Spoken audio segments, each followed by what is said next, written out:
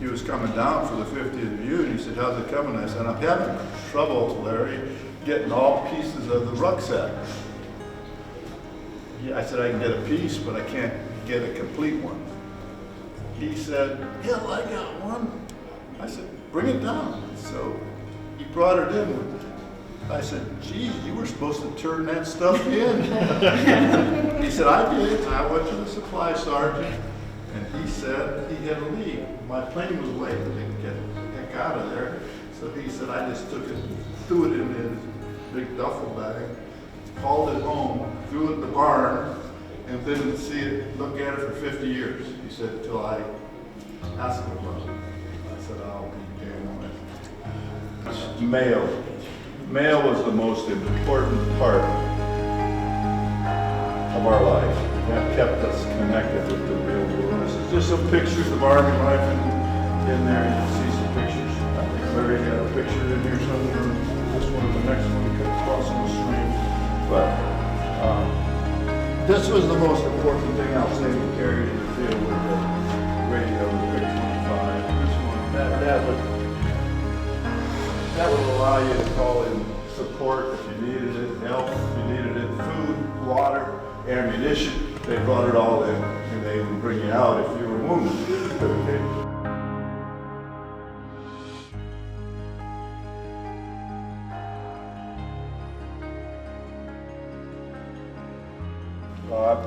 This is just some pictures of some higher ranked officers that got a story behind them.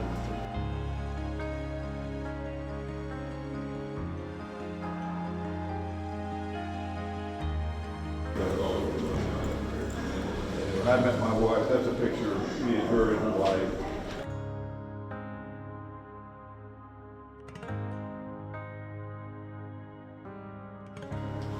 As a grunt, these were, I called the silent enemy. These are the things you could never get away from when you're out there in the field. Mosquitoes, like me,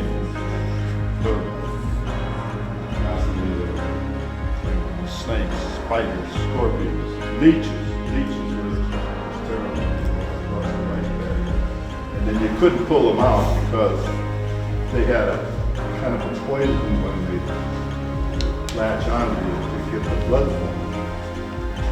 So the only way, two ways to get them out. You had a cigarette, you could put them on there and back them out, or if you had their insect repellent, you spray them and back it out. Group in San Antonio, they had their own kind of like club, these nurses, so I invited them over. That's the best group. They couldn't believe that I was armed. They just couldn't believe it. And I tell the story, I said, listen, people don't realize what you did that stuck with you. For instance, if there was a firefight and a lot of casualties, the medevac helicopters would take them to the nearest aid station, okay? Set them on their stretchers out in front of the thing. Those nurses went through and decided who they thought they could save. So they made a life or death decision. Who knew? This guy that went in might have died on the chair. That guy might have survived. But they lived with that all their life on their mind. They made those decisions. That's a hell of a burden to have to carry with you. But that was what they chose to do, and they did a hell of a good job.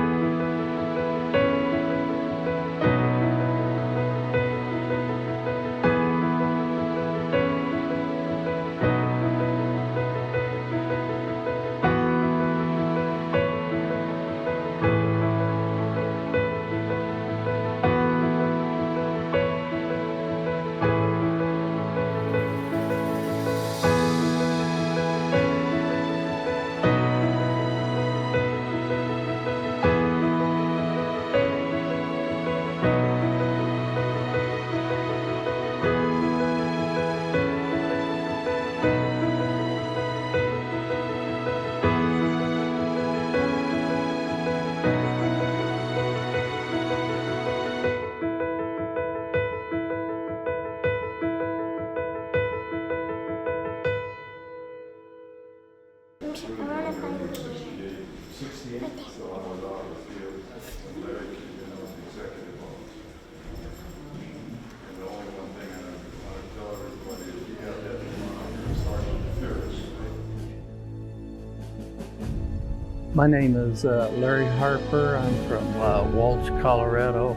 I went to Vietnam in July of 1969 and I served until July of 1970. I was with Charlie Company, 2nd of the 1st of the 196th Infantry Brigade of the Americal Division. I was a Sergeant E5. They didn't want their son to go over and maybe get killed. But I was ready to find some stabilization in my life. Got out of high school, went to college, didn't like it, wasn't making very good grades. I thought the Army could help me mature. A whole plane full of strangers you didn't go over with anybody you knew, so it was about the most scared, it was the most scared I had been up until that time. Everybody didn't know what they was in for, and nobody was hardly talking, and you were by yourself. My first impression was how hot and how humid it was there, and still didn't know what I had in store for me. It was probably in around 105 or so. It's hot in Vietnam in July. Oh yeah, the distinctive smell was burning shit. The water level was so high that they had 55-gallon drums cut in half, and it caught all of the waste in the bathrooms, and they would pull it out. And when you were first there, you had to pull them out with a stick, get them out there, mix diesel in with it, and start it on fire, and they gave you a boat oar to stir it while it burned, or that way, you know, it burned it up with diesel fuel, and that stink was awful. Before I first saw my mom and dad, I came back through Seattle, and we got to the airport, and there was a 6-foot chain link fence there where we walked out of the plane into the Army's, where they're going to process us. There was protesters there. They were hollering us, "You baby killers," and was spitting at us and all that. That fence was there to protect them. If that fence hadn't been there, those people wouldn't have survived. When the wheels come up on the jet and come up in there and hear the final clicking and all that, everybody just cheered. Everybody, all right, we made it. Yeah.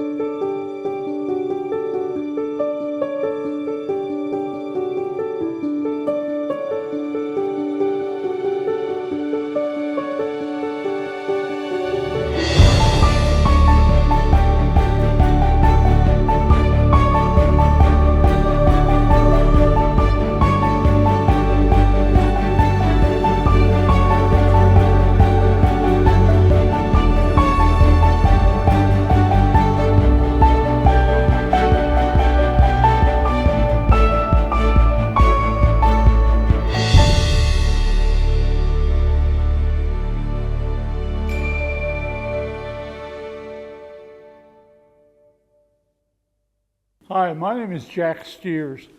I'm a representative from the Quilts of Valor Foundation here in San Antonio. Quilts of Valor Foundation makes and presents quilts to veterans touched by war.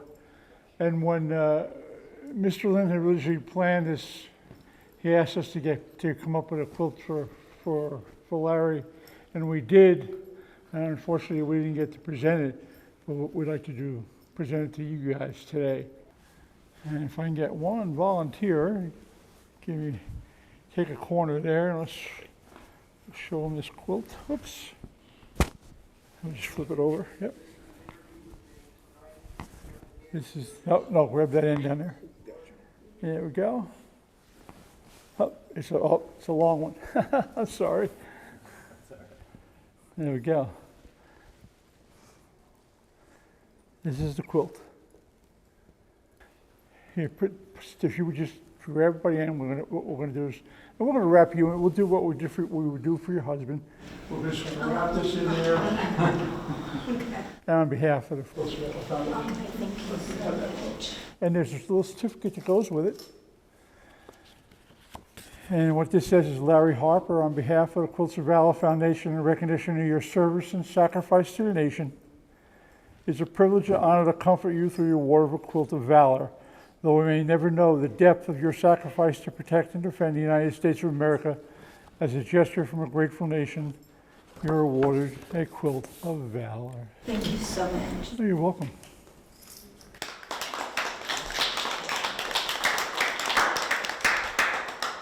When I first met him, Judy, when he came down here, he was going to the valley with Wally C. right? And he brought a quilt in. And he was getting guys to sign that quilt. I said, well, that was even before they started that. Yeah, so, it was. It was. He took that to every reunion, and it's got hundreds of signatures on it. Yeah, that's nice. I have made it for him. Oh, you made it? I made it. Oh, that was nice. Yeah. I quilt, and this is beautiful. Rex, do you want to say anything about Larry? Most everybody in the family don't know how Larry and I met. He was coming around the Hepduck Valley where they lost a lot of guys. And I was a replacement. They sent me out to the bush, got off the chopper, and Larry comes up and he says, "You're one of the replacements?" And I said, "Yeah." He says, "Where do you live?" I said, "I live in Michigan." He says, "Well, where were you raised?" I says, "On a farm." He says, "You come with me." So that's how Larry and I met. We spent 11 months together out there. We saw a lot of the country. They made us a roving battalion. Anytime, the end of our tour, anytime somebody got hit in the jungle, they got helicopters out to us, boarded us on helicopters, and we had to go help them get out of trouble. And that was pretty much at the end of our tour what we did. What month did you get wounded in? Huh? What month did you get wounded? Oh, I got wounded on Halloween, So, right, October 31. Yeah. We were on a mission, and I got hit with some shrapnel. And it was only like, they sent me back to the rear. They cut me open twice in the back. 10 days later, I was back in the jungle, and Charles Missar took the stitches out of me. They needed NCOs out there, so. LZ Ryder was an artillery base up in the mountains in Quezon. They were pulling security there. So when I got off, there was the leader of the platoon, which is supposed to be a lieutenant, was Sergeant Childers. He was a Sergeant E6. And so he introduced me, and the first thing I told those guys when I met them, I said, "Listen, I don't know shit. You guys have been over here." I said, "I've got the book learning, but I said, I got to rely on you." I said, "You tell me when I'm screwing up. Don't be afraid to tell me. When I'm doing something right, tell me, okay?" I want both sides of the story. Because it was, no matter how much they train you, this was a different war than they were used to training guys. They were used to training guys, they all attack at once. This was just, it was a mess. The whole war was a mess. And you see the guys living under bridges and stuff from that era. But you know, they never show the guys that, like Larry, were very successful after they came back. That's the real stories. They were real successful people. Tony, you want to add anything to? You know, I do talks on PTSD, and a lot of places, and I always give credit to the men that came home and functioned well, went on with their lives, became successful families. But then there's those of us that came home, for whatever reason, everybody's made different. That went through the struggles, as I went through those struggles, but again, there's always someone that touches you, that turns your life around, and that happened to me 50 years ago. He turned my life around, and from that moment on, my life has just been different. And this is why I do what I do. We take our veterans and our families, because it doesn't just affect the veterans, it affects their families. And you know, my kids, they tell me now, we have our dad back, you know, and that's more powerful than anything. And as I think Larry's great granddaughter, I have a great grandson. You know, we have to leave a legacy behind to those, and how we live our lives, and I help a lot of the young guys coming back from Iraq and Afghanistan that are going through the same struggles we came home with. And so us as Vietnam veterans, the one thing I call out a lot of my buddies, it's our responsibility to be the mentors for these guys and teach them that, you know, whatever we went through, it's part of what made us who we are, and we have to honor those that didn't come home by how we live our lives. That's what we need to turn that around. So it's just, it's just you know, an honor to meet the family of the gentleman that every time I come to the museum, Mr. Lynn always starts right here. And I would have been just greatly even more honored if he would have been here. But again, God has his plan for all of us. And he chose him he needed him up there more, so that, again, it's an honor to meet everyone. Mr. Lynn does a great job here. Thanks, Tony. Just so you know, this is a free museum. I don't charge anything. I don't have any employees that get paid out of the museum. I do it all myself with help from some of my people that work for me in the business. They add and help me hang pictures and stuff like that. But it's all done on just donations and to keep it alive. So I think Larry would really be proud of his family being here. I know it meant a lot to him. I know his family. He always spoke about his family. He was a big family guy. That's where it is. That's where it is. It's the family. When you don't have family, that's when you get all these craziness that's going on, because you got no direction. And it's for these young kids that do it now.